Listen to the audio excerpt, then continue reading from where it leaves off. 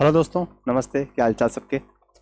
आज की जो जॉब है ये संविदा के ऊपर है और केवीएस के ऊपर है। केवीएस वालों के लिए जॉब है, केंद्रीय विश्वविद्यालय में ये जॉब लगेगी। ठीक है, पूरी बात समझेंगे इस पीडीएफ के द्वारा। जो नोटिफिकेशन आया है अभी हाल ही में आया है, ये नोटिफिकेशन मैं आपको टेलीग्राम पे भी दे दूंगा। क्या क्या बात है, किनको जॉब मिलेगी किसको नहीं मिलेगी, ये सारी की सारी चीज़ें हम इस चीज़ में देखेंगे। ठीक है, इसके बारे में थोड़ा सा ये भी देखेंगे, इस फॉर्म को कहाँ से कौन सी वेबसाइट से फिलअप करना है और कैसे फिलअप करना है, इस चीज़ के बारे में भी देखेंगे। बने रहना शुरू से लेकर लास्ट तक। काफ़ी अच्छी जॉब है, देखना केवीएस की जॉब वैसे भी अच्छी होती है। ठीक है, ये देखो लिखा हुआ है पीएम श्री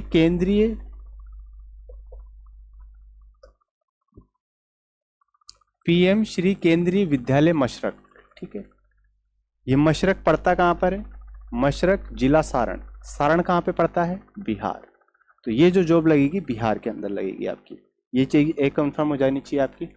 ठीक है, और इसके बाद ये है वर्ष 2025-26 के लिए संविदा शिक्षक नियोजन हेतु है। ये चीज़ ध्यान रखिएगा कि ये जो जॉब है संविदा के ऊपर है। जिसके पास जॉब नहीं है उसके पास संविदा की जॉब हो तो भी बहुत बड़ा सहारा लगता है परिवार के लिए, खुद के लिए। और अच्छी खासी सैलरी होती है संविदा में भी, ऐसा कुछ नहीं है कि बहुत कम होती है, अच्छी खासी होती है। ठीक है, ये दो चीज़ क्लियर हो गई आपकी। बिहार से जॉब है और संविदा के ऊपर है। अब इसमें कौन कौन भर सकता है फार्म?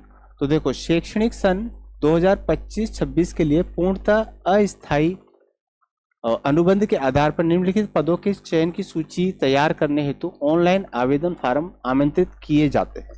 इच्छुक अभ्यर्थी केंद्रीय विद्यालय मशरक की वेबसाइट का भी अभी लिंक मैं बताऊंगा आपको कौन सी है वेबसाइट।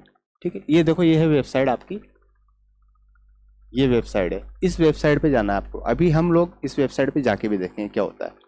ठीक है, ये वेबसाइट आ गई। इसके अनाउंसमेंट में जाकर दिए गए लिंक पर ऑनलाइन फार्म अपनी योग्यता अनुसार संबंधित पद पर भर सकते हैं और साथ ही स्वप्रमाणित दस्तावेज अपलोड कर सकते हैं। अभ्यर्थी को हिंदी एवं अंग्रेजी दोनों माध्यम से पढ़ाने की योग्यता होनी चाहिए। आपको हिंदी में ही पढ़ाना आना चाहिए तो इंग्लिश में ही पढ़ाना आना चाहिए, ये दो चीज होनी चाहिए। ठीक है, अब इसमें कौन कौन से पद हैं, कौन कौन से लेवल हैं, उसकी बात करेंगे हम लोग। और देखो, निम्नलिखित सभी दस्तावेजों की रिक्वायरमेंट, एजुकेशनल क्वालिफिकेशन डिटेल्स एवं अन्य आवेदन संबंधित जानकारी विद्यालय की वेबसाइट, ये वेबसाइट है, इस पे आपको देख सकते हो। आप सब इन चीज़ों के स्क्रीनशॉट ले लो, यहाँ पे आप जाके देख सकते हो आप किस चीज़ के लिए योग्यता हो, आपके पास कौन कौन से डॉक्यूमेंट है, क्या क्या चीज़ें आपने पास कर रखी है, तो आप किस चीज़ के लिए एलिजिबल हो, यहाँ पे आप जाके देख सकते हो। अब इसमें किन किन को जॉब मिलेगी वो भी देख लेते हैं हम लोग।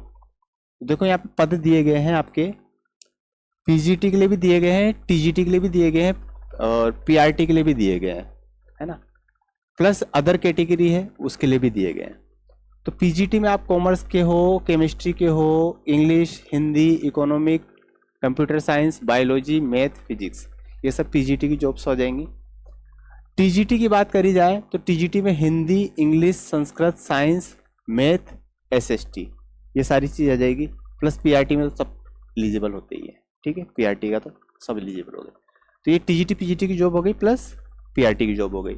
अगर अदर कैटेगरी की बात करी जाए तो देखो, कंप्यूटर इंस्ट्रक्टर की जॉब है यहाँ पे, स्पोर्ट्स वालों के लिए है, गेम कोच की है, स्पेशल एजुकेटर की है और स्टाफ नर्स की है।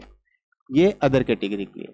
आपका सिलेक्शन प्रोसेस क्या होगा, किस तरीके से आपको जॉब मिलेगी, तो आपको लिखित परीक्षा भी देनी होगी प्लस इंटरव्यू भी देना होगा, ये दोनों चीज़ें देनी होगी। और इन जॉबों में ऐसा होता है, इन जॉब में ऐसा होता है ज़्यादातर, अगर आप संविदा पे कार्यरत हो गए तो आपको बाद में परमानेंट भी कर दिया जाता है। इसके ज़्यादा से ज़्यादा चांस होते हैं, यूँ मान के चले 90% चांस ऐसे होते हैं कि एक बार संविदा में आप लग गए तो परमानेंट होने के आपके 90% चांस हो जाते हैं कि आप लोग परमानेंट हो जाएंगे वहाँ पे। ठीक है, तो ये चीज़ बहुत अच्छी जॉब है, ये ध्यान रखना। अब हम लोग यहाँ तक तो आ गए, ये चीज़ आपने देख ली कहाँ की जॉब है और कौन कौन भर सकता है, कौन कौन एलिजिबल है वो देख लिया। ज़्यादा एलिजिबिलिटी के लिए देखना है आपको तो ये वेबसाइट है, यहाँ पे आप अपने डॉक्यूमेंट देख सकते हैं कौन कौन से डॉक्यूमेंट है। प्लस हम लोग चलते हैं, अगर वेबसाइट के ऊपर भी चलते हैं हम लोग, तो किस तरीके से वेबसाइट खुलेगी और क्या क्या देखने को मिलेगा वहाँ पे, वो चीज़ भी देख लो एक बार।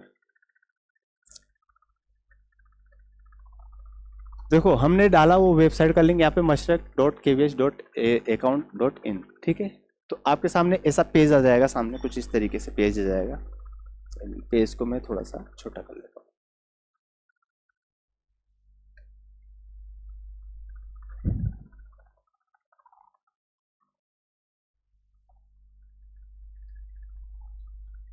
कुछ इस तरह का पेज खुल के आएगा आपके पास। अगर आप ये चीज़ डालते हैं तो कुछ इस तरह का पेज खुल के आएगा।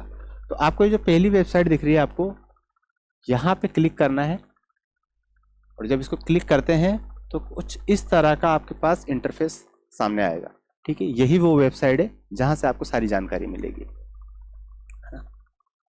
अब इसमें आगे चला जाए तो देखो जो लेटेस्ट है सबसे यहाँ पे वो है application link for contractual teacher post के लिए, ठीक है। टीचर पोस्ट 2024-25-26 के लिए। अब यहाँ पे आप यहाँ पे व्यू ऑल कर सकते हो। यहाँ पे और भी चीज़ें देखने को मिल जाएगी आपको, किस किस की जॉब और निकाली है, ये mashrak.com ने किस किस की जॉब और निकाली है। तो हमें अभी टीचर की जॉब के लिए देखना है, तो application link for contractual teacher post 2025-26, मतलब आपका ये 1 2 3 नंबर पे है ये, ठीक है। ये आपने ओपन करा। ओपन करने के बाद आपके पास कुछ इस तरीके से पेज खुलेगा, ठीक है। ये पेज खुलेगा आपके सामने। अब इसके बाद आपको इस लिंक पे फिर से क्लिक करना है, application link for contractual teacher post 2024-25, ठीक है। ये खुल गया आपके पास, ये आपकी वेबसाइट ओपन हो गई यहाँ पे।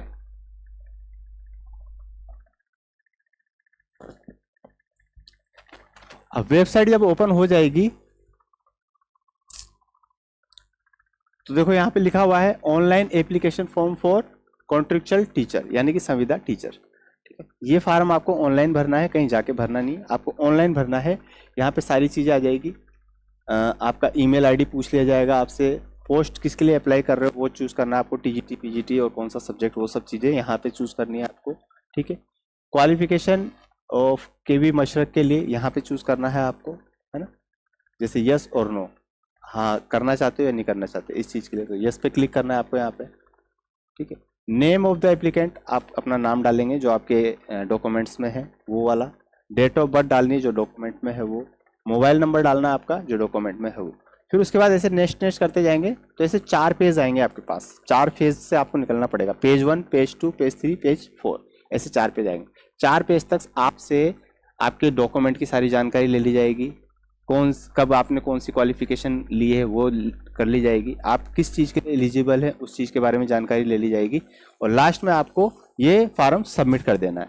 सबमिट करने के बाद आपने जो मोबाइल नंबर दिया है, जो ईमेल आईडी दी है, वहाँ पे आपके पास नोटिफिकेशन या फिर आपके पास सूचना आ जाएगी कि आप इस परीक्षा के लिए एलिजिबल हो या नहीं हो। अगर आप एलिजिबल हो तो फिर आपके पास जो भी जगह बताएंगे कि आपको यहाँ पे रिटर्न एग्जाम देना है, वहाँ पे आपको रिटर्न एग्जाम देना पड़ेगा, प्लस इंटरव्यू देना पड़ेगा। आपका सिलेक्शन हो जाता है तो आपको सारण बिहार के अंदर यहाँ पे आपको पोस्टिंग दे दी जाएगी, ठीक है। और पोस्टिंग होने का मतलब है आपकी 90% चांस है कि आपका परमानेंट जॉब के लिए भी आप एलिजिबल हो जाते हैं कुछ टाइम बाद, ठीक है। तो ये थी आज की जॉब की सारी जानकारी। अच्छी लगे तो इसको शेयर भी करिएगा, लाइक भी करिएगा, ठीक है। बाकी कोई भी चीज़ हो आप कमेंट में पूछिएगा, मेरे को जो जानकारी होगी मैं आपको दे दूंगा।